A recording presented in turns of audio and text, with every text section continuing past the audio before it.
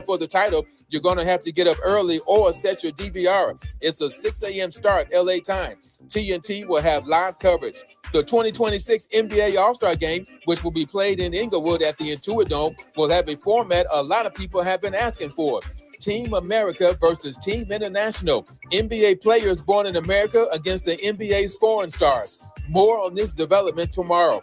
No debates, no speculation, just the info you need. That's your KBLA Sports Minute. I'm Ray Richardson on KBLA Talk 1580.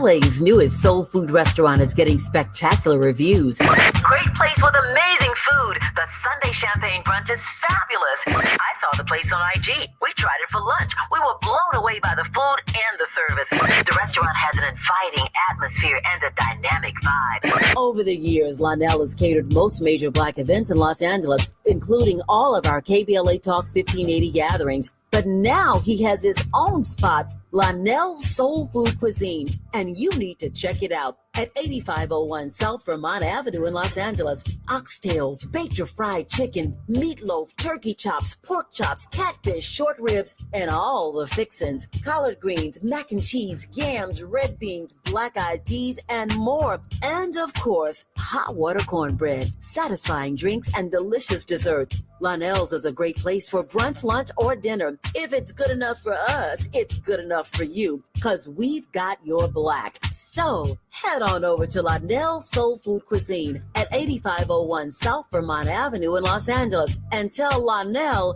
you heard about it on KBLA Talk 1580.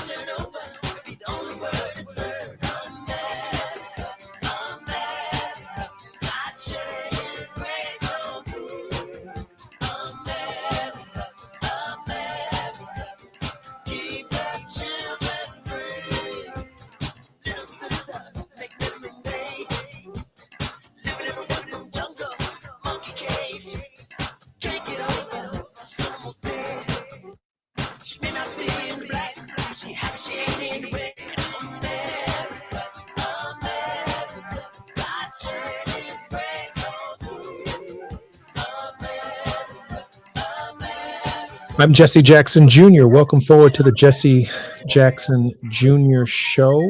Our KBLA Talk 1580 4th anniversary events are fast approaching, and seating at all 4 of our special events is getting very tight. Have you registered at our KBLA15.com website? I'm going to be there. If not, let me encourage you to stop by and do it right now so you don't get left out. It's our 4th anniversary, and we want to celebrate it with you. If you're planning to join us for our 4th anniversary celebration and the barbecue on Juneteenth holiday, we're asking everyone to bring a food gift, a gift card, or any amount for the victims of the Altadena fire. Grocery store chain or restaurant, we're grateful for whatever you bring to help the families still displaced by the wildfires. So go to our KBLA1580.com website right now and sign up for the events you plan to attend. All of our anniversary events are free, but seating is limited and you must register as soon as possible. So in Washington, a major feud has now erupted between Donald Trump and Elon Musk. They are tweeting against each other. Donald Trump arguing that Elon Musk is no longer relevant to his administration, essentially. And Elon Musk tweeting that without his support, Donald Trump would not be the 47th president of the United States. We have a major battle of serious egos that's taking place in public. Musk, the richest man on planet Earth, and maybe even the richest man in human history, versus the president of the United States, the most powerful man in human history. And that's not going to end well. I even got a call from a friend yesterday who said, Jesse Jr., you need to reach out. This is going to sound crazy to Elon Musk. This guy's going to end up a Democrat. I said, I'm not doing that. That ain't happening. Because I believe that this charade, had any black man run through the Department of the Treasury, the Department of Social Security, had run through the Education Department, the USAID, and federal agencies, and they would be absolutely under a prison. They would be in jail. And so how someone born in South Africa who migrates to Canada, becomes an American citizen, gets a citizenship in the United States, becomes an American citizen, becomes the wealthiest man on planet Earth in the United States, puts NASA out of business, shoots rockets to space, owns lithium deposits all over the world. How that happens in a single lifetime, to me, is something I'm never going to understand. I'm 60 years old. I think I'm older than Elon Musk. And who hasn't been trying to do their very best in our system? But Elon Musk shows up owning everything. How does that happen?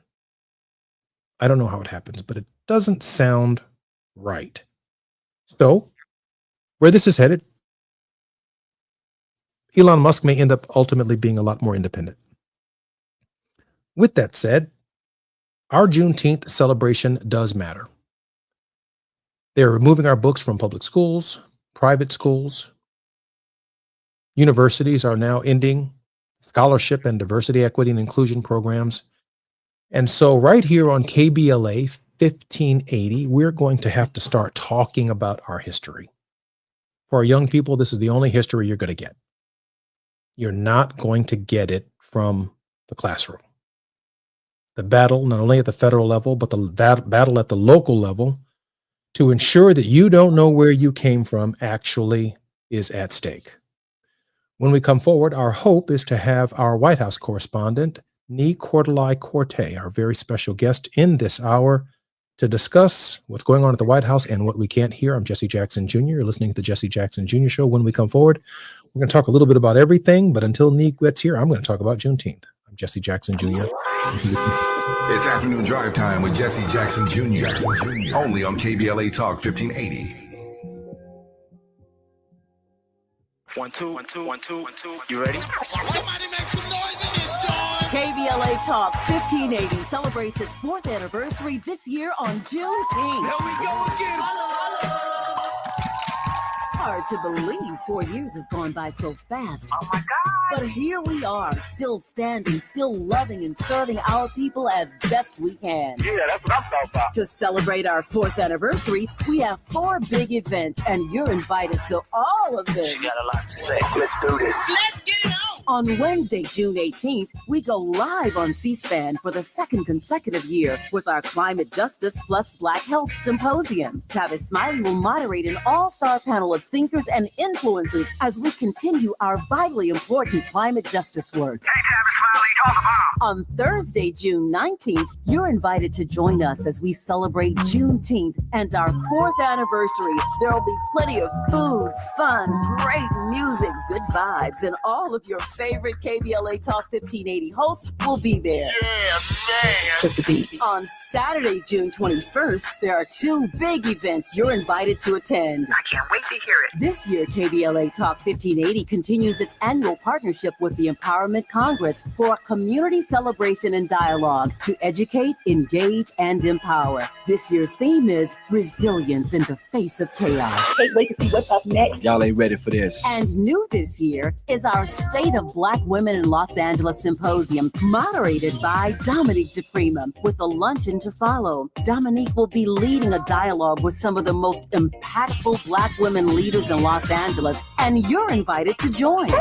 This is it. All of these events are free, but seating is limited, so you must register in advance at our KBLA1580.com website, where you can find all the details you need about each event. Check it out. It's our 4th anniversary, and we would love to celebrate it with you. I love you guys so much. There's nothing you can do about it. We're KBLA Talk 1580. The only black talk radio station west of the Mississippi. Thank you for having our black. Happy anniversary, KBLA! We love you. Love you.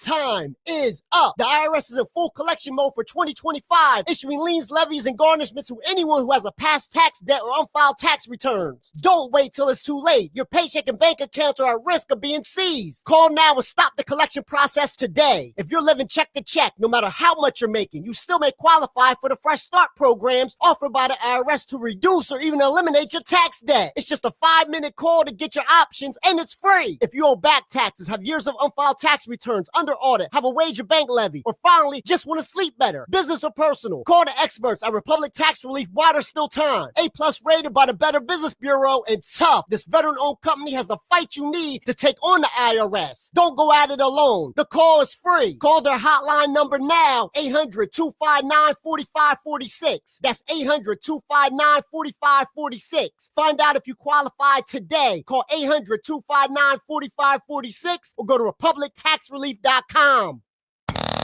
Now back to more of Jesse Jackson Jr. on KBLA Talk 1580.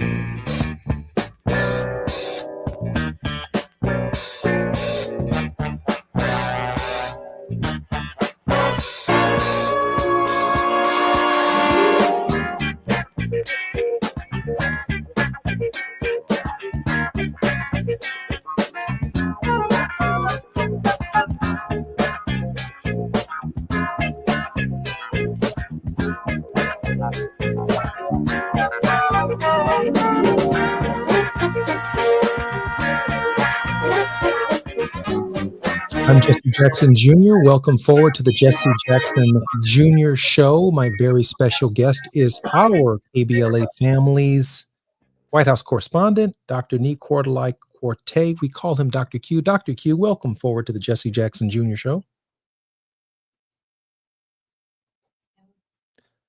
Well, while we wait for this technical glitch that brings Dr. Nee Quarterly-Quartey forward. Hi, Dr. Q. How are you?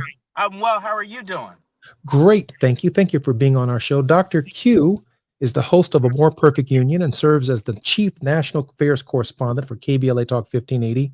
In addition to being a national affairs contributor for the GRIO, political commentator as seen on MSNBC, guest lecturer at Pepperdine University Graduate School of Education and Psychology, and a highly regarded public intellectual on matters at the nexus of organizational leadership and social responsibility. I'm going to add this in there. And Negrodom. He is often sought after to comment on issues related to racial equality, diversity, equity, and inclusion. Dr. Q, welcome forward to the Jesse Jackson Jr. Show. Well, thank you. Thank you. It's always a pleasure to be with you, and especially on days like this where there's a lot happening here in Washington, D.C. Dr. Q, share with our listeners, and I mean our listeners because our show feeds right into your show. Dr. Q, tell us about this fight between President Trump and Elon Musk. Where's this going? Well, it's not going well. It seems to be getting really personal really quickly. I saw a social media post from Elon Musk alleging that part of the reason why the Epstein files have not been released is because President Trump is in the files. Oh, wow. That is how much in the mud it seems these two men have gotten. Look, you have the leader of the free world and you have the richest man in the world that have more than just difference of opinion on policy. Elon Musk believes that Donald Trump would not be president of the United States if not for him. He has said so explicitly. And he is at odds with the president on this so-called big, beautiful bill. The question is, how are folks on Capitol Hill going to respond to this? President Trump reportedly is sitting on about $600 million in political dollars. He intends to be aggressive about going after Republicans that are at odds with his agenda or stand in the way with his agenda, threatening to even support their primary challenge. Well, how will Elon Musk respond to that? Will he put money behind uh, profiles in courage in the Republican conference? Will this be a showdown between, again, the leader of the free world and the richest man in the world? It's yet to be seen, but it sure is getting nasty really quickly. That doesn't look like it's going to pan out very well. Is there any chance that Elon Musk might flip? And by that, I mean start spending money to support Democratic candidates or Congress in the 2026 process? It's unclear if Elon Musk will flip and start supporting Democrats with his significant wealth. It's unclear about that. It's also unclear whether or not Democrats would accept those dollars. I mean, keep in mind, Democrats have been railing against Elon Musk for some time now. They have alleged that Trump and Musk have been in cahoots so far as to refer to Musk as sort of the shadow president. This is what's really interesting and worth watching, Jesse. Elon Musk has had a front row seat to Trump 2.0. He knows a lot. He spent the past 130 days as a special government employee. And before that, had spent months in the inner circle of the president's political campaign, had spent months going in and out of Mar-a-Lago. And so we don't quite know the extent to what Elon Musk knows, but I think it's safe to believe that he may know an awful lot that Donald Trump doesn't want us to know. And what is he going to do with that information to get his way? What is it that Elon Musk wants aside from this so-called big, beautiful bill to be scuttled? It is unknown, but again, it's getting really nasty really quickly between the two men. Dr. Q, listen, is there anything, and I may be making a big stretch right here, but we have to stretch our minds and stretch our imaginations. Today, the president met with the Chancellor of Germany, and the Chancellor of Germany presented the President of the United States a birth certificate of his grandfather from Germany. And, well, his grandfather is born during a period where, well, let's just say that fascism was on the rise. Is there any signal that can be sent by why the Chancellor of Germany would take and use this moment for such a public presentation?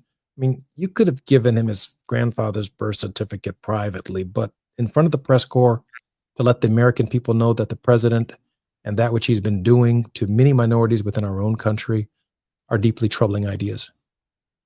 I mean, that's a very good question. And as to what the chancellor's motivations were, what signal the chancellor was trying to send, not just to this president, but to the American people, what signal this chancellor was trying to send to folks around the world, it is unclear. But it's deeply troubling. But Jesse, you've been following this as closely as I have. This is a president, this is an administration, this is a Republican party that is fine with the erasure of history. They're fine with skipping over very important historical context. They're fine with, in fact, repeating history. I mean, this is a president that experienced probably one of the greatest political comebacks of our lifetime.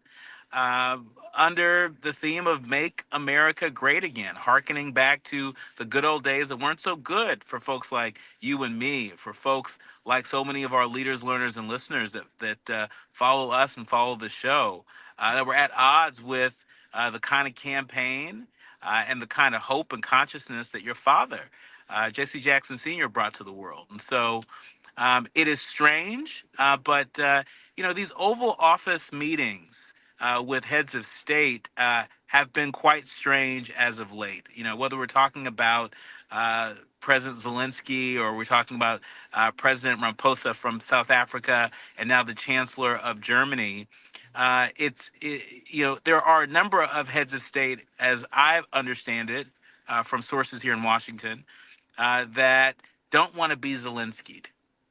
They go into these meetings with Trump, and they don't want it to turn into an SNL skit. And so was this the chancellor's attempt to do exactly that? Who knows? I as you know, for almost 2 decades, I served in the Congress of the United States, but I like to think that I took myself very seriously and the work that we did while I was there very seriously. And on the outside, I mean, outside looking in, um, I have my sincere feelings that some of the tactics of the Democratic Party itself almost seem juvenile. They seem silly. They're not matching the resistance on the street. They're not matching the outrage of the LGBTQ community and the anti-racist community and college students who are being deported, or even whether you want to call them illegal or transitioning Americans, to those who are being sent to Venezuela. This whole notion of parking a taco truck in front of the RNC to me just seems childish, juvenile, and it's like poking a big bear to really, really piss him off. I don't know to what end it serves, but your thoughts on whether or not the Democrats' message of resistance is actually getting out of Capitol Hill. I mean, I don't know if I would call the Democrats' message a message of resistance. It appears to be a message from Sesame Street, and not even a good message. You know, look, the Democratic Party has some serious challenges, and they have a choice to make. Will they continue to operate as a minority party and say the Republicans won't let us do anything? Or will they summon the courage to meet the moment and to be the opposition party that so many of our fellow Americans across the country and so many people of conscience around the world are looking for them to be? I happen to believe that the kind of contrast that people across this country are looking for in their leadership right now, I'm not so confident that it's going to come from Washington, D.C. I think we've got to look at the state and local level. We got to look to our governors. We have to look to our mayors. We have to look to grassroots leaders, leaders of organizations across the country, and organizations that have a footprint across the country. I think that's where we need to look in this moment, because the radical imagination that's needed, desperately needed to meet this moment, I just don't see it here in Washington. And I talk to lots of people like you do, on and off the record. I'm on and off Capitol Hill, in and out of the White House campus and around town. And a lot of folks are asking the same questions you're asking in private. Where are folks? It was interesting to me that when the South African president was in town, I didn't see any indication that he met with the Congressional Black Caucus. I don't understand that at all, and I don't Right. understand why. Like they And didn't even reach out, or he didn't even touch base. it's unclear to me, but as you know very well, as a former member of the Congressional Black Caucus, when it comes to the caucus's internationalist perspective, when it comes to the work that they've been doing across the diaspora, the work that the caucus has done in support of the anti-apartheid movement was a part of what's helped to grow the caucus. It's a part of what makes the CBC the conscience of the Congress. And so I think there are a lot of people that are looking for leadership, not just from the Democratic Party, but from standard bearers in the party, and they just aren't seeing it. It seems as if everyone is freestyling. And don't get me wrong, there are people that are having moments that break through, but it doesn't seem to be the kind of organized opposition campaign that I'm hearing folks say that we desperately need. Dr. Q, no one knows the ins and outs of this station and our time slots better than you do. So with the remaining couple of minutes, we've had Jonathan Allen on our program and Amy Parnes to discuss their new book, Fight. We're reaching out to Jake Tapper to discuss his new book, Original Sin, but a bombshell of a book coming out, I believe, in October by Corinne Jean-Pierre, who you worked with on Capitol Hill as our White House correspondent. She basically said, I've had enough. And I not read the book. I've not read any reviews on the book, but her new book is titled Independent, A Broken White House. For 3.5 years, she stood there in front of the press corps and she told the American people that everything was all right. And yet she comes out of this process saying, I'm done. Your thoughts on the possibility of what Karine Jean-Pierre may say in her new book? As you know the ins and outs better than I do. Well, I think I know Karine Jean-Pierre to be a very thoughtful individual. She is, not someone to go with the trend. She is a historic first, as you know. And I have not received any advance copy of the book, but what I suspect is that Karine is going to respond to a lot of the questions that she gets when she's on the road. And people are saying, hey, what's going on in Washington? Hey, why is this broken? What do we need to do? I think this book is a part of her response. I think it's likely the beginning of a conversation. I don't think that it's a call for everybody to make an exodus out of the Democratic Party, but I think this will likely be a book that lets us in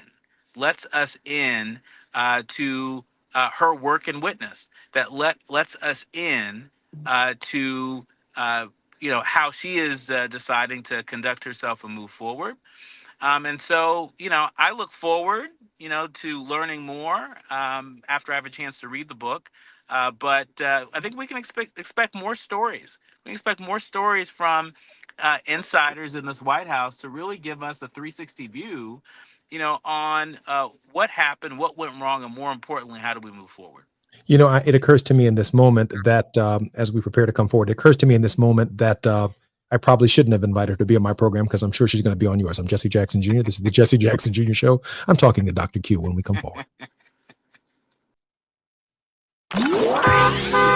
It's afternoon drive time with Jesse Jackson Jr. Only on KBLA Talk 1580.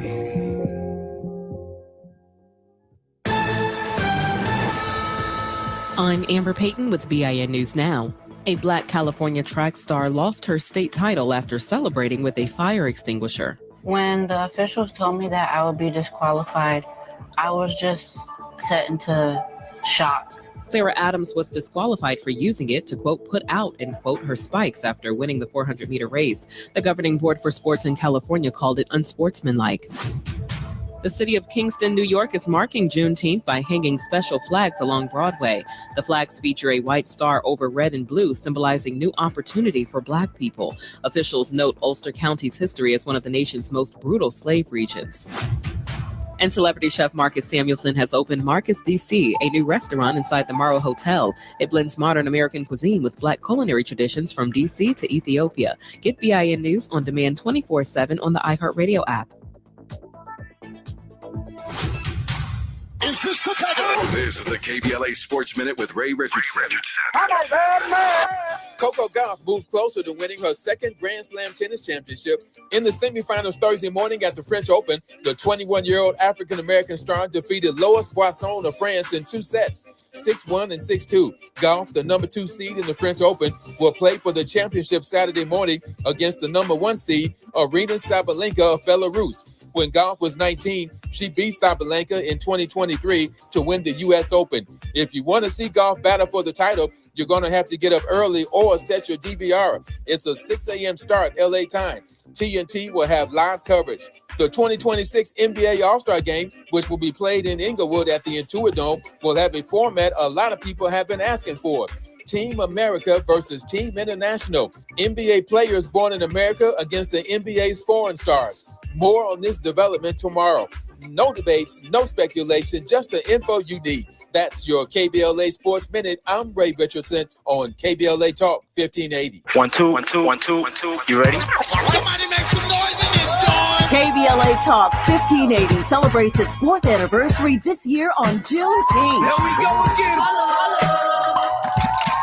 Hard to believe 4 years has gone by so fast. Oh my God. But here we are, still standing, still loving and serving our people as best we can. Yeah, that's what I'm talking about. To celebrate our 4th anniversary, we have 4 big events, and you're invited to all of them. She got a lot to say. Let's do this. Let's get it on. On Wednesday, June 18th, we go live on C-SPAN for the second consecutive year with our Climate Justice Plus Black Health Symposium. Tavis Smiley will moderate an all-star panel of thinkers and influencers as we continue our vitally important climate justice work. Hey, Tavis Smiley, call the bomb. On Thursday, June 19th, you're invited to join us as we celebrate Juneteenth and our 4th anniversary. There'll be plenty of food, fun, great music, good vibes, and all of your favorite KBLA Talk 1580 hosts will be there. Yeah, man. Took the beat. On Saturday, June 21st, there are 2 big events you're invited to attend. I can't wait to hear it. This year, KBLA Talk 1580 continues its annual partnership with the Empowerment Congress for a community celebration and dialogue to educate, engage, and empower.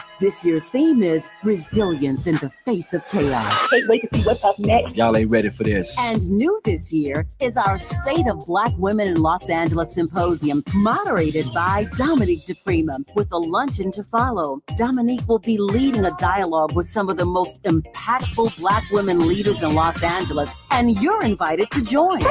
This is it. All of these events are free, but seating is limited, so you must register in advance at our KBLA1580.com website, where you can find all the details you need about each event. Check it out. It's our 4th anniversary, and we would love to celebrate it with you. I love you guys so much. There's nothing you can do about it. We're KBLA Talk 1580. The only black talk radio station west of the Mississippi. Thank you for having our black. Happy anniversary, KBLA. Love you. Love you. When you're hiring, have you ever felt like you're missing out on meeting truly great candidates for your roles? It seems impossible to find them, but they have to be out there somewhere, right? Well, they're not hard to find when you know where to go, and that place is ZipRecruiter. And right now, you can try ZipRecruiter for free at ZipRecruiter.com/free. ZipRecruiter helps 10 million people with their job search every day. And because these people are actively looking for jobs just like yours, it's easy to find the right person right away. In fact, 4 out of 5 employers who post on ZipRecruiter get a quality candidate within the first day. But if you're not using ZipRecruiter, you're missing out. So see what it's like when the impossible is easy. When you go to ZipRecruiter.com/free right now to try ZipRecruiter for free. Once again, that's ZipRecruiter.com/free. ZipRecruiter.com/free. Never miss out on great candidates with ZipRecruiter.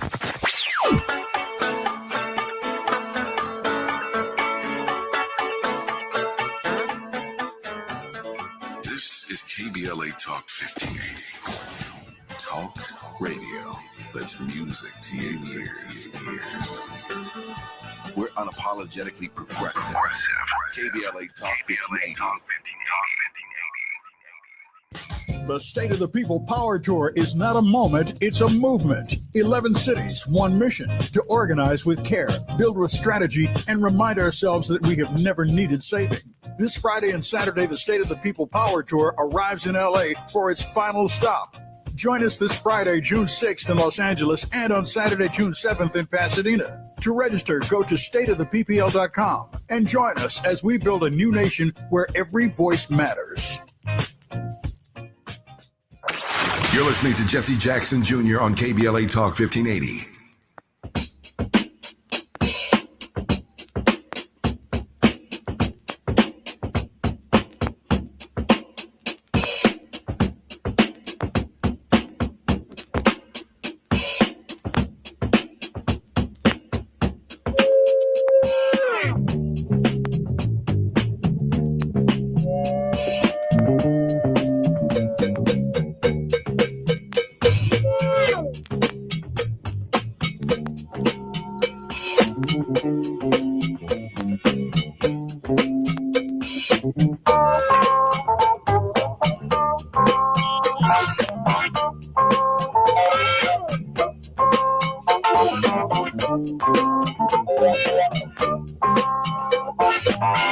I'm Jesse Jackson Jr. You're listening to the Jesse Jackson Jr. Show. My very special guest, Dr. Nee Cordelai-Corte, hosts A More Perfect Union and serves as the Chief National Affairs Correspondent of KBLA Talk 1580, in addition to being a National Affairs contributor for the Griot, political commentator seen on MSNBC CNN, Pepperdine University, all of this other stuff, and he has earned his doctorate degree.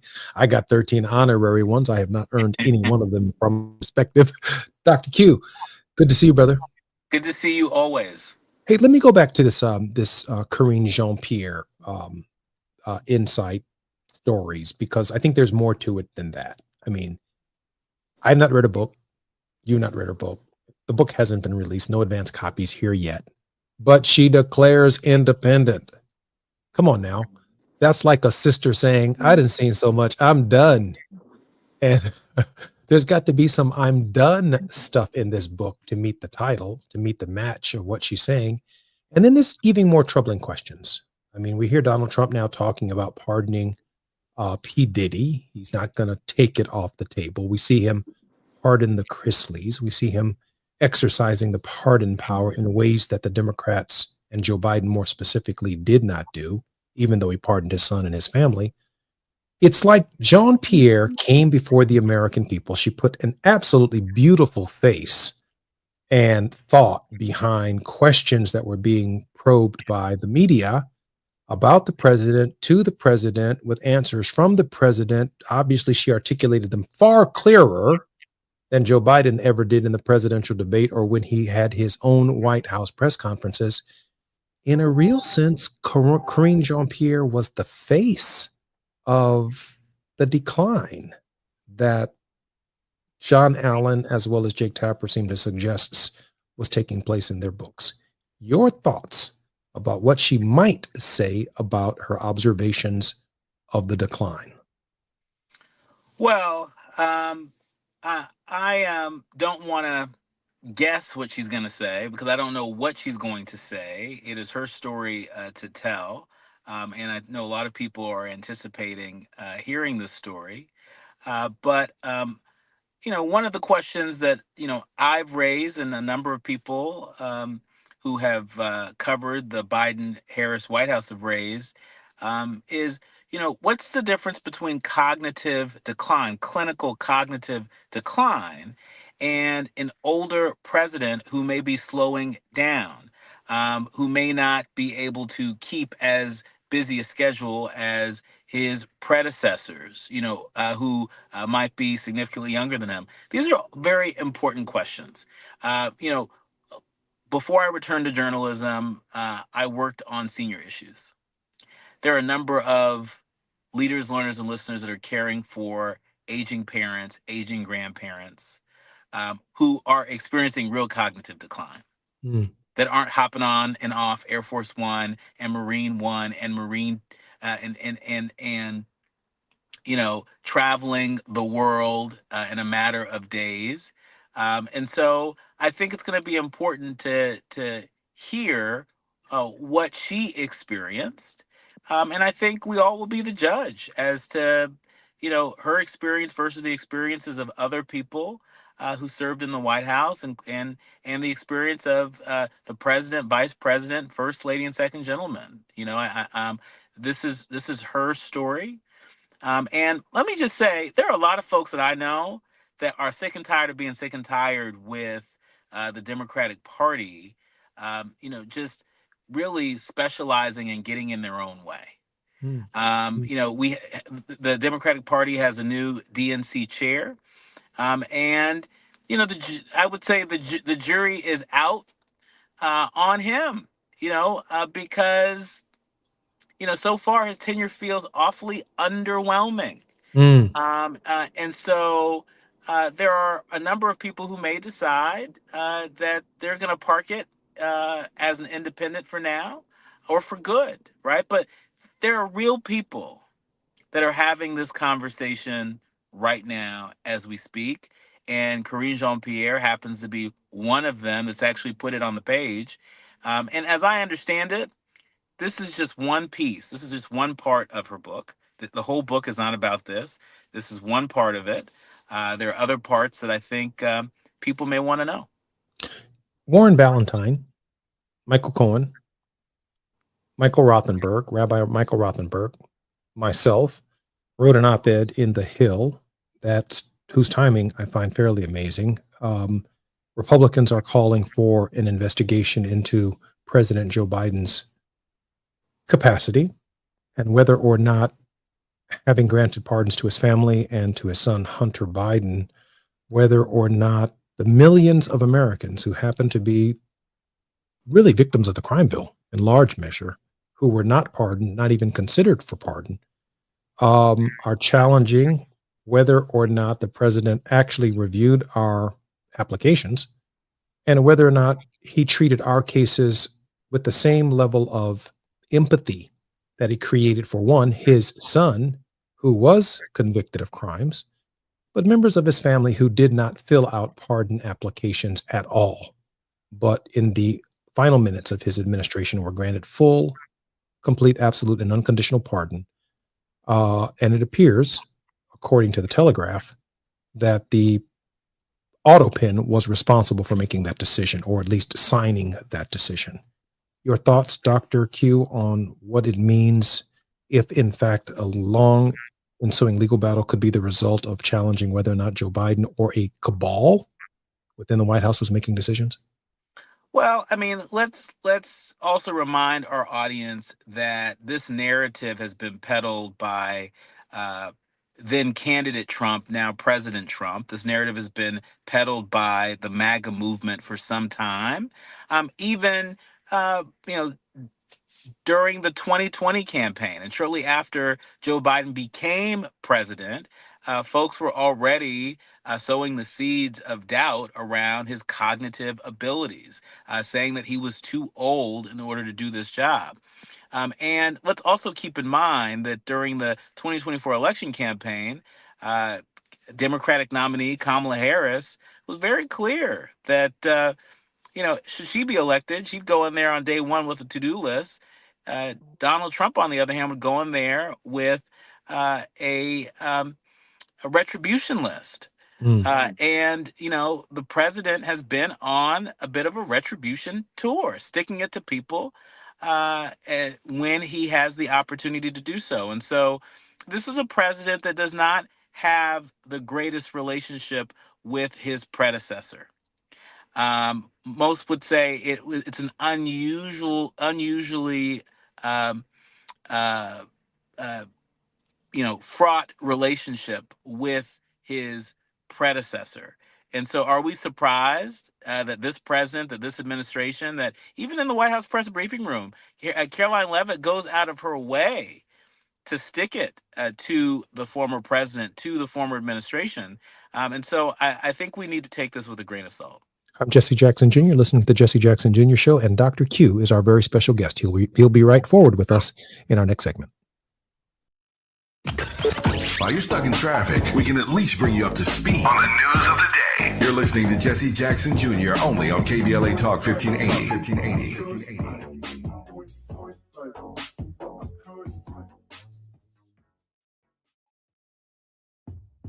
Hi, I'm LA City Councilman Curran Price, inviting you to join us on Saturday, June the 14th from 11 a.m. to 2 p.m. as we cut the ribbon on the brand new Enel Woods Park at 8703 South McKinley Avenue. Thanks to a generous donation from Heal the Bay, the park features smart irrigation, stormwater capture systems, and space for local wildlife to thrive.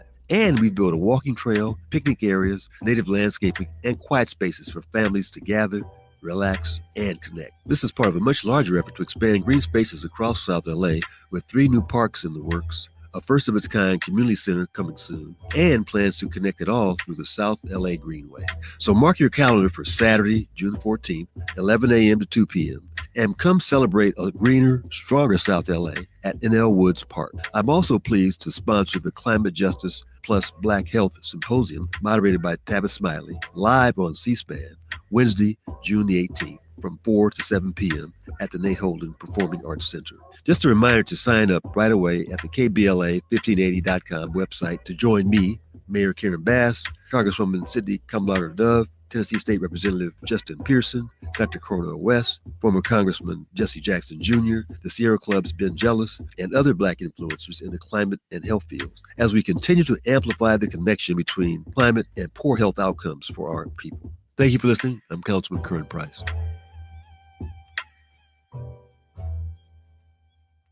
May 6th was World Asthma Day. And it's a critical time to raise awareness about your asthma. Did you know that Black Americans are approximately 5 times more likely than white Americans to visit the emergency department due to their asthma? Managing your asthma is possible with regular checkups, avoiding known triggers, using prescribed medications correctly, and creating an asthma action plan with your healthcare professional. An action plan is a personalized plan you create with your doctor that shows you what to do and what medications to take to help control your asthma when you're having a hard time breathing or having an asthma attack. Stay aware. Have a plan because your health matters. For more tips and resources on managing your asthma, visit luma-edu.com. luma-edu.com. This message is brought to you by Amgen and AstraZeneca. We all hear the radio ads about the IRS. They tell you to be afraid, to be scared, and they try to frighten you into calling. I'm not here to do that. Tax Relief Advocates is different. TRA is here to tell you that if you owe money to the IRS, whether it's $5,000, $50,000, or $500,000, we have a solution. It doesn't matter if you're sitting in your car, at work, or with your kids. No matter where you are, call now. 800-550-9651. Don't lose hope. TRA can eliminate or reduce what you owe to the IRS. Generous programs are now available that can give you a fresh start. Our passion is taxes and helping individuals fix their IRS problems. We have over 1,000 5-star reviews on Google and an A+ with the Better Business Bureau. You don't need to be afraid of the IRS any longer. End your tax nightmare today by visiting us online at tra.com or call 800-550-9651. Now back to more of Jesse Jackson Jr. on KBLA Talk 1580.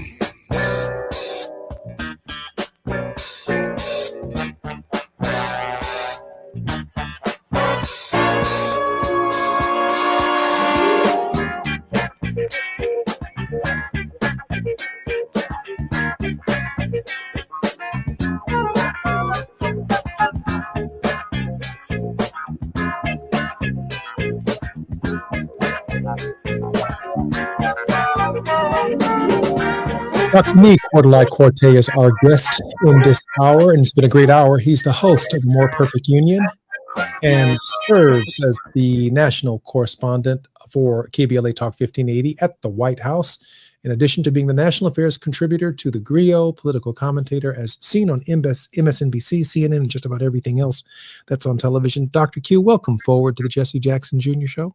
Thank you, sir. It's always a pleasure to be with you. Dr. Q, let me ask you a question before you take us to a word of hope. Republicans are fighting over this big, beautiful bill. That, whatever the hell that means, it doesn't look beautiful for Los Angeles. It doesn't look beautiful for Chicago. It doesn't look beautiful for Atlanta. It doesn't look beautiful for Detroit, Washington, D.C., or New York. It seems to be a financial assault on the least of these and the poor across our country. Your thoughts on whether or not it has a chance to pass the Senate and be reconciled, and or whether or not, well, we all need to buckle up and tighten up and start saving our money, given some of the cuts that it represents, including cuts to Medicaid. Well, that is certainly one of the greatest questions of our time. I think with Republicans in control of the House and the Senate, Republicans are at an advantage of being able to get this bill passed. I think the reconciliation process may get real messy real quickly. Just in the past 24 to 48 hours, you've seen Elon Musk really deliver a gift to Democrats. What they're doing with it is unclear, but coming out in opposition to the so-called big, beautiful bill that, to your point, is a big nightmare for so many of our fellow Americans. Hearing Elon Musk, one of the president's most visible and most loyal allies, come out and call the bill, quote, an abomination, saying that the Republicans should have never gotten on board for such a bill, really registering his opposition to this legislation in no uncertain terms, and doing so to the disappointment of President Trump. We're watching, a key ally, key relationship in, again, one of the biggest political comebacks of our time. We're seeing that relationship seemingly disintegrate. Now, how much of this, is choreographed, that is still yet to be unknown. But it seems to be getting real nasty real quickly. And that creates an opening. It creates an opening for Republicans that are already queasy about this bill. Will Elon Musk back Republicans that oppose this bill? Will he protect them from the wrath of Trump, or are they on their own? I think once that becomes clear in the coming days, I think this so-called big beautiful bill may be in more peril than the president and the administration are prepared for.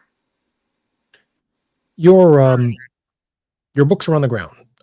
My question is, what do you want our community and African Americans to do in light of the fact that the message does not seem to be penetrating at the core of just how dangerous this bill is? What should Democrats be doing? Well, I think what is needed in this moment is a surround sound effect. I think it's always important for people to register their disapproval, their displeasure, their discontent with any piece of legislation, including but not limited to the so-called big beautiful bill. And people should be reaching out to their members of Congress and registering that discontent, that disapproval. People should also be out at these town halls registering it there. But we need a lot more of it.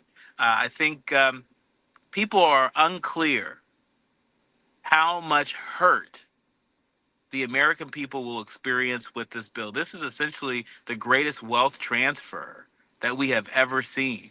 We are essentially cutting people's health care in order to fund the tax cuts of billionaires and millionaires. That's what's happening. Where's Kamala? Where's Gavin Newsom? Where's Pritzker? Where's Gretchen Whitmer? Where's Josh Shapiro?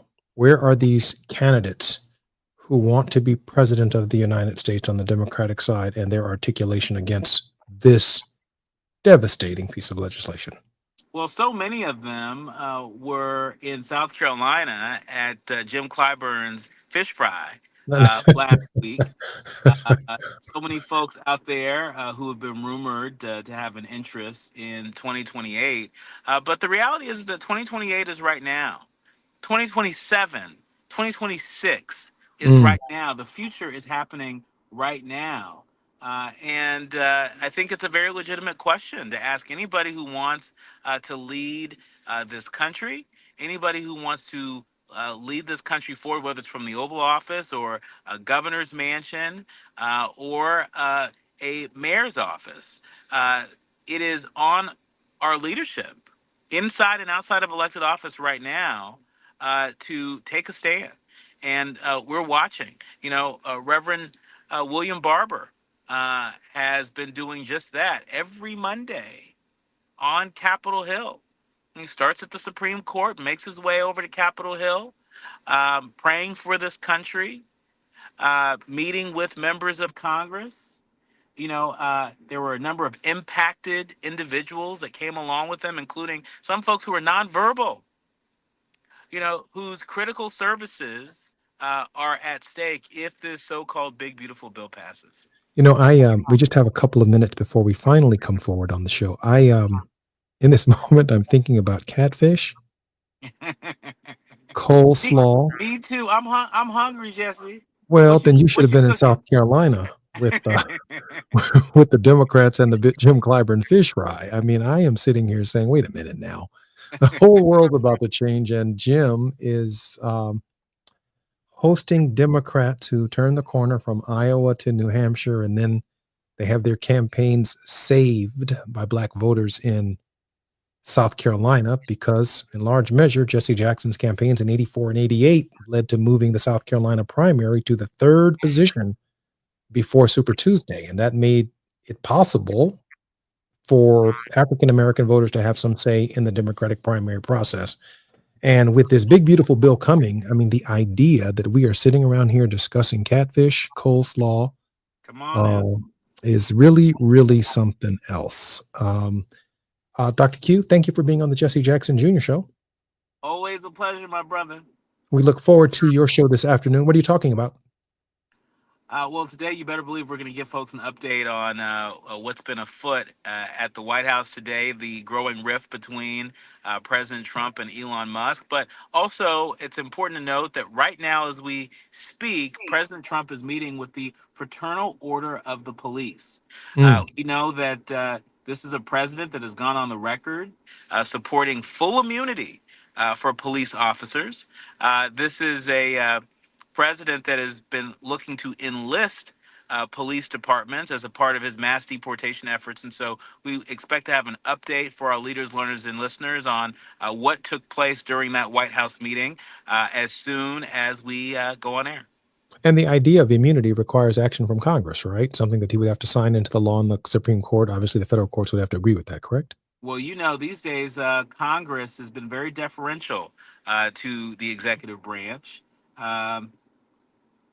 This is Trump's America. Thank you, Dr. Q. Appreciate you being here. Appreciate you.